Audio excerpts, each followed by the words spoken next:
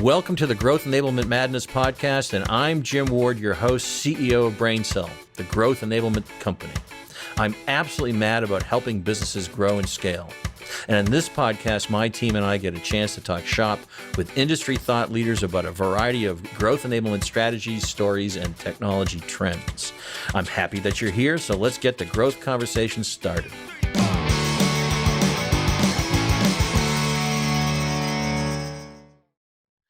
Welcome to Growth Enablement Madness, a podcast where we talk about how people and companies can grow and scale. I'm Jim Ward, your host and CEO of BrainCell. I want to welcome my co-host, Sarah Reed, and our producer, Connor O'Keefe, who's in the background. But we have this guest today who I will say I heard her speak at a recent SKO event. It happened to be at the Sugar CRM SKO event.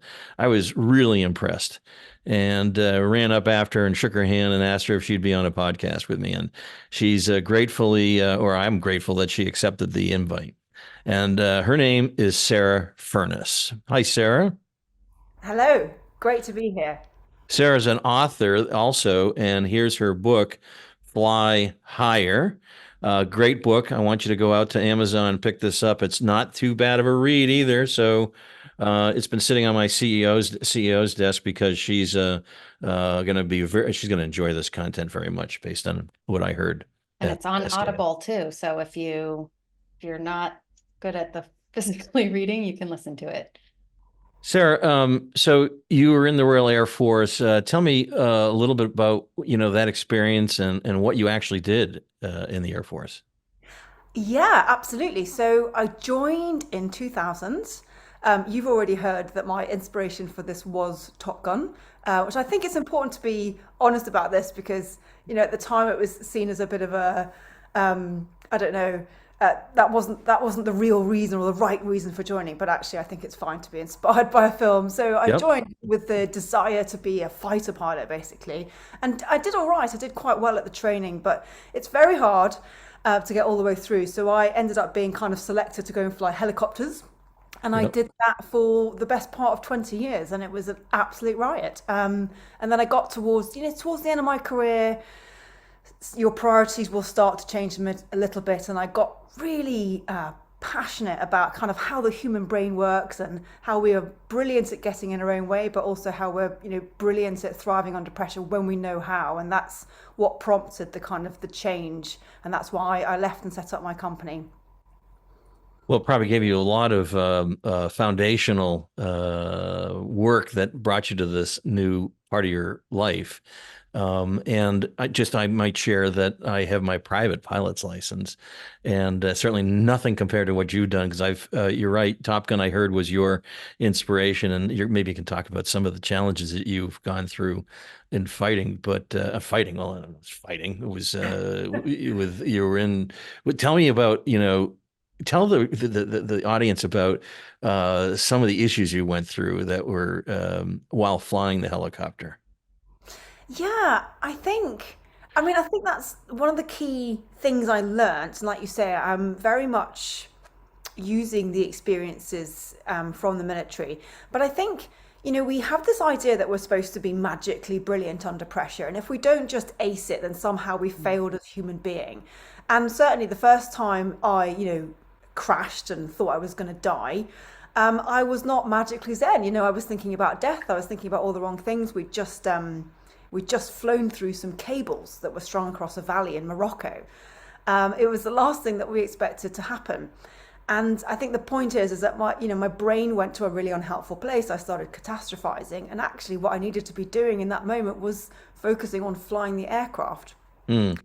And as I discovered later on, the science behind that is quite straightforward. You can really only focus on one thing at a time. So if you're focusing on your eulogy, you're not focusing on flying the aircraft. That's right. And that's why it's drilled into us when we're going through flying training of fly the aircraft, fly the aircraft, fly the aircraft. So that is very much drilled in. And my instructor, who was a little bit more experienced than me, that is his instinctive response was to say, fly the aircraft, Sarah. Mm-hmm. And that's what kind of brought me back into the moment. And it took me years to realize that, but that's actually fundamentally the secret to performing at our best under pressure. It's about where we focus our attention. and just focusing on something in the present. Focusing on, it can often be quite a simple action, but we often overcomplicate it and think we've got to be coming up with some really complex or clever thing. Actually, just do the most important thing in the moment. Yeah, I mean, I can't imagine flying into wires or cables. And the sound, it must was it a horrific sound too? Was it? And did they snap? They did, fortunately. Do you know, you did, I don't know if you will have to edit this out. The only thing I heard was what the captain of the aircraft said, and it was a four-letter word. No, we're not that. You can say what it is. Yeah, he basically went, fuck, like that. And I think that's what I heard more than the canopy shattering. Because then I think you see it before you hear it in a weird way. And suddenly you're just like, wow, I'm flying a convertible helicopter. I've got no windshield in front of Oh me. my gosh. Yeah. But it all just happened so quickly. And interestingly, his instinctive response was to try and turn the aircraft away from the wires, but he turned my side of the aircraft into the wires.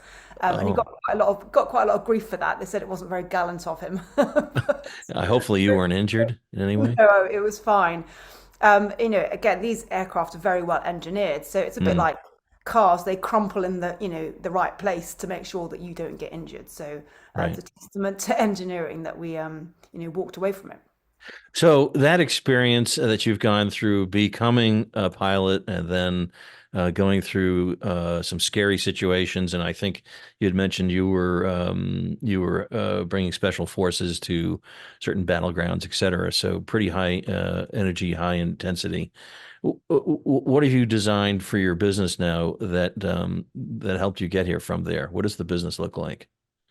Yeah, so I I created this And it's habit. called Well Be Well, It. the business is called Well Be It, as in rather than so be it, well be it. So you're making an active choice Hmm. really to work with your brain so that your well-being is improved. It started out really more in the well-being space. I discovered mindfulness, and I thought it was the best thing in the world. And I was going to go out and teach mindfulness to everyone, and I was going to cure everybody of suffering. Basically, that was kind of originally my plan. Hmm. And then I realized that people didn't, it's not just enough to kind of be able to smile through difficult times. You've still got to be able to perform. I was working with very high achieving, high performing individuals who are under a lot of pressure. So part of their well-being is, yeah, but how do I perform under pressure?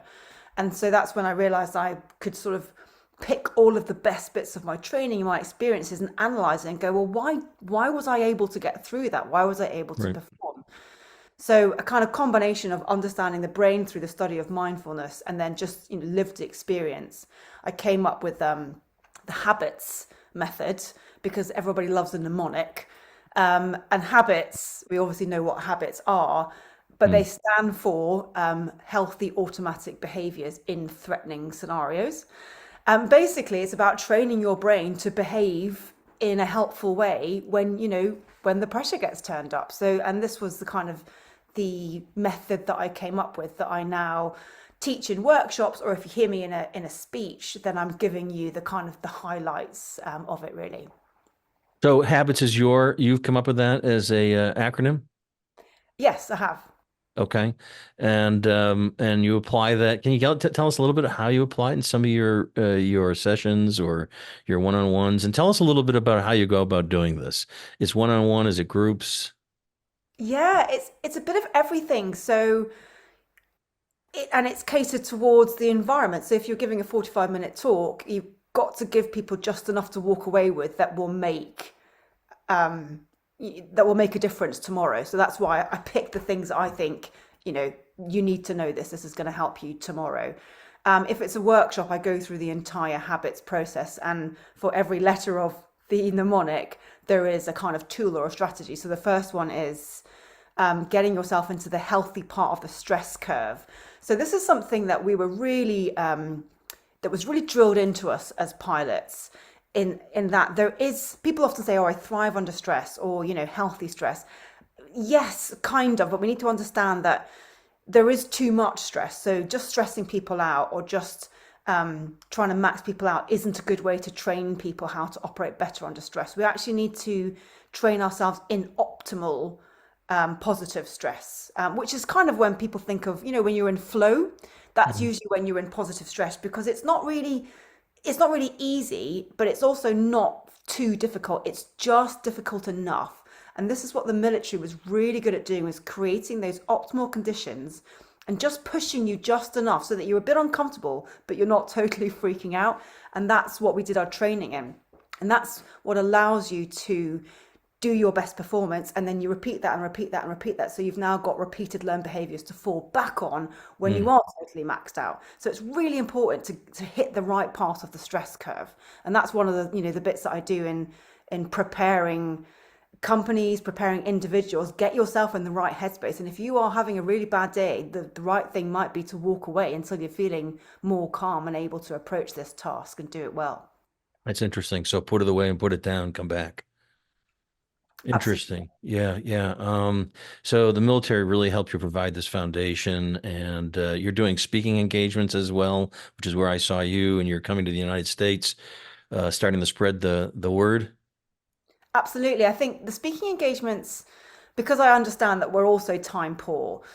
So I love speaking. It's one of my favorite things to do, because I can sort of distill what I think is, the one or two or three things, like, just if you did this, it will make a difference. Hmm. And also you're getting the message out to more and more people. So, it's obviously, that's one way of doing it. Then you obviously got workshops where you're working with smaller amounts of people and really going into a little bit more detail and being able to, troubleshoot. And then of course, one-to-one coaching, deeper dive even still. I can't imagine the one-on-one coaching is a one-time event. It's got to be in order to get the learned behavior, is it? No, absolutely right. Yeah. And, again, there's lots of varying science, some anecdotal, some evidence, but we think it's 3 to 6 months for a habit to become ingrained. So that's Okay. generally what I pitch my coaching at is, let's make this a 3 to 6 month engagement, and we make sure that those behaviors bed in. So, as you think about your business, I know for us, we have some core values that we live by. And in fact, we analyze our folks against core values. We have a people analyzer. We have something called get it, want it, capacity to do it. When you think about that, what are your core values, and how do they, inform your professional life, at Well Be It and beyond? Yeah, I love this question. I think it's such an interesting question, and because I'm lucky enough now to be operating globally, and I hope there's more of that. And I'm really keen to do some more work with Americans, because, as I've said, I love you guys. You're brilliant to work with. Why? Um, Why do you love us?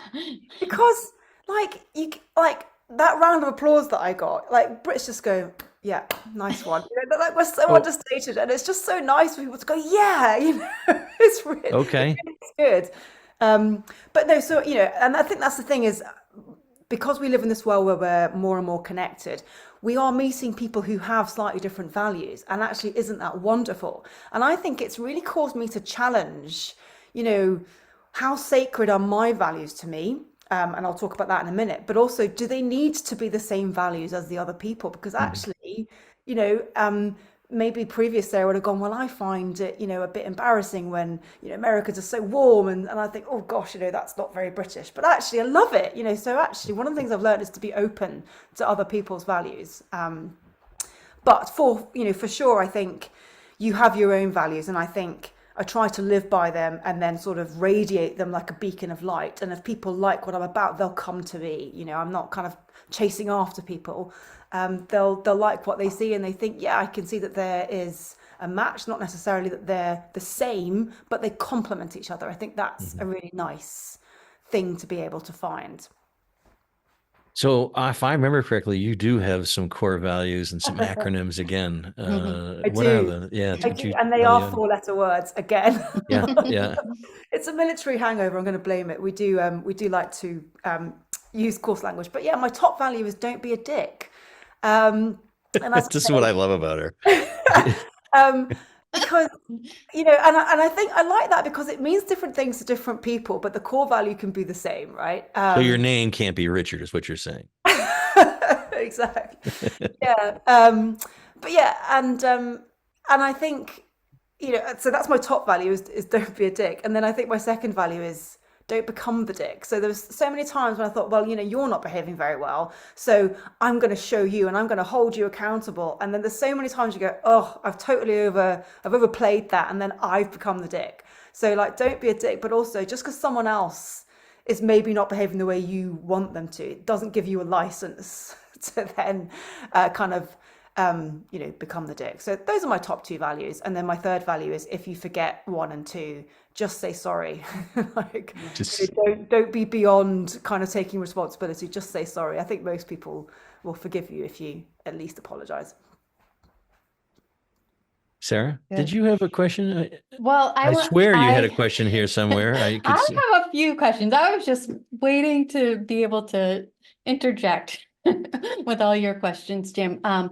One that came to mind though, Sarah, as you were talking about your experience as a combat pilot. This month is International Women's Month, and I always reflect back even when I started in my career and now, and just the presence of women in the workforce. And in my head, I imagine that there probably weren't that many women combat pilots. So what was that experience like? And maybe even in your work now, are you seeing more women in leadership that you're working with? And do you tailor your coaching any differently between women and men? Yeah, absolutely. I love working, I've had brilliant coaching relationships with women and men. And yes, of course, there are differences. Although I don't know if we can sort of say for sure that they're gender, differences. Right. It could just be that one person's Bob and one person's Hillary, and they just happen to be different. But Yeah. for sure. And yes, I was absolutely in the minority, and I'm a really big believer in leveraging our differences as strengths. And I think that, there's two things I want to say here. One is that it was very easy to assume that I had it harder because I was in the minority. But one of the things I often will talk about in talks is,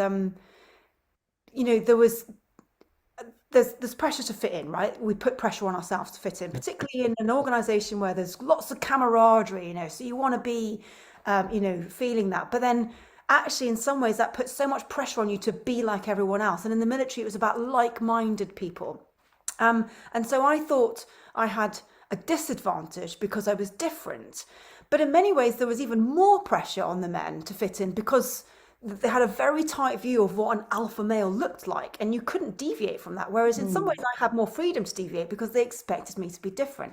Yeah. It took me a really long time to see that freedom that I had, and actually an opportunity. When we talk about inclusivity, we often assume it's people have got to be more inclusive towards women, but actually, I think women have got a tremendous advantage for a couple of reasons. One is, maybe we have got that feminine instinct or maternal instinct or whatever, and I think that can really help, because today's leader is expected to be emotionally intelligent, and if women are slightly more comfortable talking about emotions, then they might find that they're more, they've got an advantage.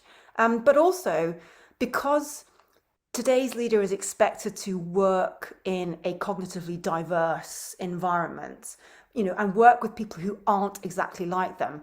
I've got 20 years experience doing that because I worked in a male-dominated environment. So all these women that have been in male-dominated environments, they know how to do this in the way that actually the male counterparts maybe don't have the same experience. So I think we can reframe this and go, yeah, okay, we were a minority, but that might just be exactly why women are going to be stepping up and doing more leadership roles. And I think the key is to work with what you've got and recognize when you've got, an advantage. Yeah, that's great.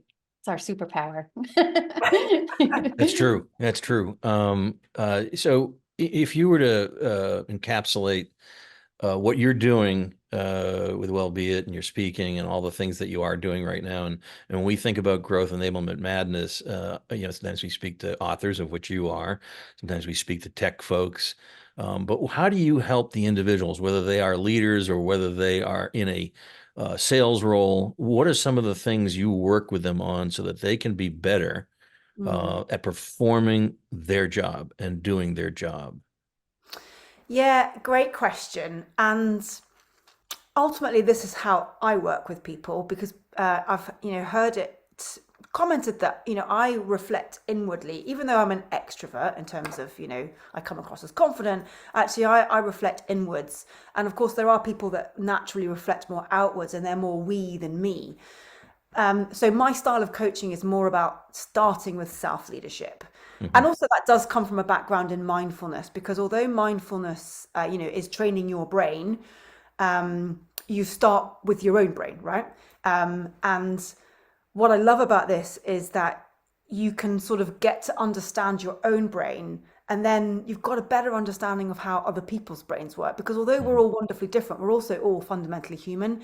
So that's why I start with self-leadership and start to understand what our own hang-ups, fears, how we might get in our own way. And then you've got a really, really good starting point for leading a bit more intuitively and going, well, look, if I'm scared of that, maybe they are too. So what could I do to reduce the fear that they might be feeling around this? Or ask a question that might just delve a little deeper, because they might not realize why they're resisting something. So this is where I start. I start with self-leadership, and kind of the mantra is understand yourself to understand others. Yeah. The other thing that I heard when you spoke that really hit home for me was I'm a multitasker. And I think and I really, I came back trying to do what you suggested, which is the focus. Can you talk about that a little bit? Sure thing. Yes. So we've probably all been brought up with this idea that we can multitask. I think it came about because of computers, when the first computers were literally switching from one task to another very quickly. And so it became this thing that, you put it on your CV, you would ask for people, to be good at multitasking. Indeed, I thought that I could multitask, and I thought that I was being selected to fly because I could multitask. It turns out, however, that the concentrating part of the brain can only focus on one thing at a time. So think about when you're trying to listen into two conversations. Yeah. You cannot focus on two conversations at once. You've got to tune into one than the other. So that's multitasking. Really what you're doing is switching your focus. So if we kind of take that as a basic truism, then we realize that every time we switch focus, there's a penalty. It takes a finite amount of time for you to get into the groove. It's draining cognitive capacity, so it decreases our performance. And it's also stressful. So actually, what we want to do is focus on one thing at a time and be really intentional about what that thing is. So, it's all about what we focus on. So let's make sure that what we focus on is worth our attention and energy. So that's the first thing, is we need to have a system where we can prioritize, so that we feel confident going, that's the number one thing I'm focusing on right now. And a lot of us don't feel confident doing it because we felt like we could multitask, therefore we didn't have to prioritize. So number one is just prioritize, and you're better at it than you think already. Just start. And then the second one is, how do you stay focused? Because we are surrounded by distractions. Our own monkey brains like to wander off. And again, this is where I come back to mindfulness. Mindfulness is about training the brain to have your focus where you want it to be in that moment. So it's not about staying focused, it's about regaining focus. Every time you become distracted, that's an opportunity to go, oh, okay, I've been distracted. Now I'm bringing my attention back to the present moment. And that is literally what you do when you practice meditation. In the flying world, we had a hook, which was fly the aircraft. So we go, oh, I'm thinking about something else. That's not helpful. Fly the aircraft, back in the moment. What does that mean for you, in the work environment? Having like a hook, so that when you get distracted, because it will happen, just a hook to remind yourself, right, back in the present moment, what do I need to focus on right now? And every time you do that, you are training your brain to have your focus where you want it to be. And over time, you will get better at it. I think even the hook of fly the aircraft is applicable here. Now, maybe that's because I do have my, small aircraft private pilot's license, because I do remember that training. But I think in any situation, you could use that as you're, looking at your work and you're hearing other conversations. Hey, stop, fly the aircraft. I think you could use that to bring yourself back to focus. And, oftentimes I'm in focus and somebody will come up to me and say, hey, do you have a minute? And, that distraction, you've had that, I'm sure. Yes. Yes, absolutely. And that's another thing, that's another part of the training, because A, we're people pleasers, we don't like letting people down. And B, again, there's probably an expectation that if you're really good at your job, you can just, drop what you're doing. So it's changing your mindset and going, actually, if I multitask now, I won't give you my best service. So it's better for both of us if we agree a time to come back to that. And that takes discipline. It takes, you need to have, trust and rapport to be able to do that. You might ruffle some feathers to start with before people, realize that actually it's not helping them. So this is why it's difficult to do, because we don't like admitting that we're not immediately available to everyone all of the time. But again, the great news is that the brain is completely trainable. So we can train ourselves to do things that are uncomfortable. And in my experience, most people, if you explain why you're doing something, they go, oh, okay, so actually you really want to give this your full attention and you can't do that right now. And now I actually feel really valued that you're not just trying to do this in a 30-second gap. So, okay, let's talk about this later. So, a lot in there, isn't it? Because it's hard to do, but we can do it. But I was serving up a tennis ball for you. What do you call those people? Oh, bubble butts. And why do you call them bubble butts? We call them bubble butts. Yeah, you were serving up a tennis ball. Because in the military, we had, a mission bubble basically, and that means that, from your planning, your briefing, your flying, and your debriefing, that was your mission bubble. And everybody knew that you don't burst someone's mission bubble. But, it's just life, isn't it? You're about to walk out to the aircraft, you're all kind of in the zone, and someone would always come up to you and go, I know you're in your bubble, but, and then they would ask you just completely ridiculous questions. So we used to call them bubble butts. I thought that was very amusing.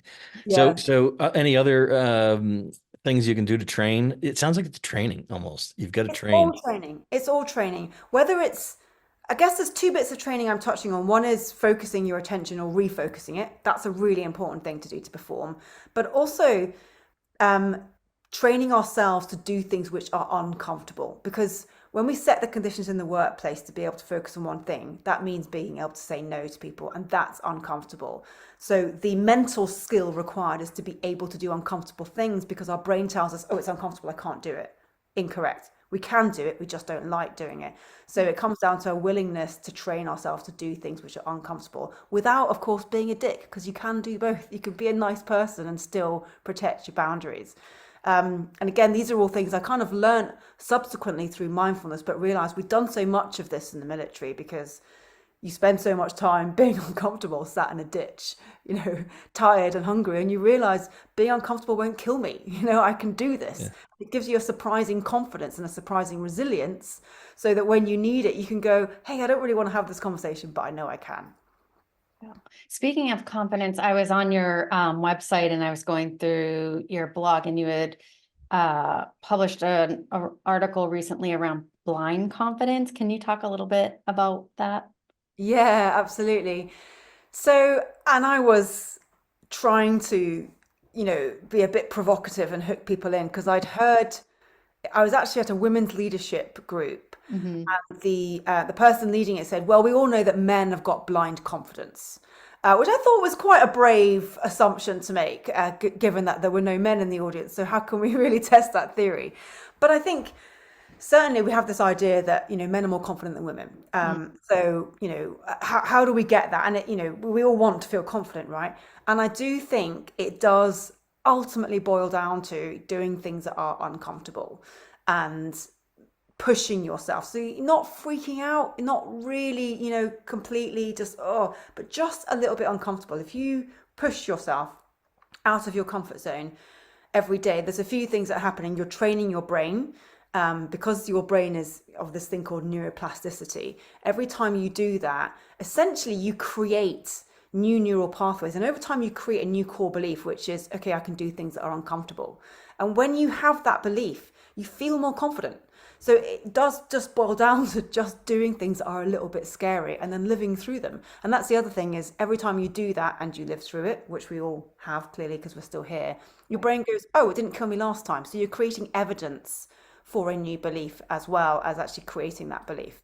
And that's it. It's actually quite straightforward, but we've got to realize that our brain will resist things that are uncomfortable, because we're still primitive animals, and we all think that uncomfortable things like fear is a sign that we're about to die. So it's not an intuitive thing to lean into discomfort, but when we do, we create great confidence from it.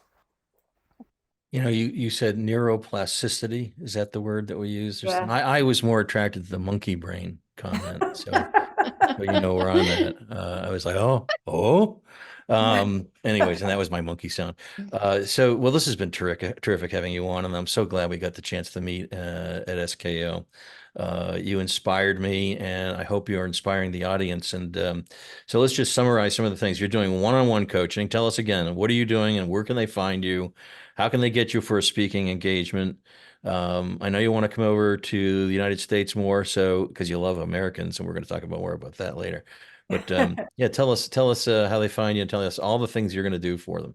Yeah, for sure. Thank you. So, from the coaching point of view, actually, a great place to start is my book, because it's where I've kind of poured all of my best coaching into that. So, if you're the sort of person that likes to read things before deciding, then I would say that a great starting point is Fly Higher, the book, which is available on Amazon or Audible. Of course, you can do one-to-one coaching. And I'd say the easiest place to start is my website, which is sarahfurness.com. So you don't have to remember anything just by name. That will take you through to my contact page. And it will also then mean that you can talk to me about workshops. So I do half-day and full-day workshops with groups of up to 20 people. And also I do speaking engagements, which I absolutely love doing. And you can do all that. The first place to stop is probably sarahfurness.com. Yeah, that's sarahfurness.com, sarahfurness.com. Her email, Sarah's email, I shouldn't have said her, I don't know why I did that, is sarah@sarahfurness.com. These are all the ways you can get a hold of her. We'll also post her LinkedIn link, and they'll be able to get a hold of you that way. Big fan. Looking forward to seeing you more here in the U.S. I want to thank you very much for joining us today on the Growth Enablement Madness podcast. I also love this. I think you say this: fear is contagious, so is courage. Is that right? Is that one of your phrases? Yes. And isn't that the It's a truth? good one. Yeah, that's really good. Ain't that the truth? So let's be courageous, and everybody around you perhaps will get that feeling of being have courage. Thank you again for joining us. I want to thank our listeners. Growth Enablement Madness podcast can be found wherever podcasts are found: Spotify, Apple, Google. Google's, the Googles. Anywhere you prefer to listen to podcasts, you can find our podcast. Thank you very much. And Sarah, we'll talk again, I'm sure. Brilliant. Absolute pleasure to be here today. Thank you. Bye for now.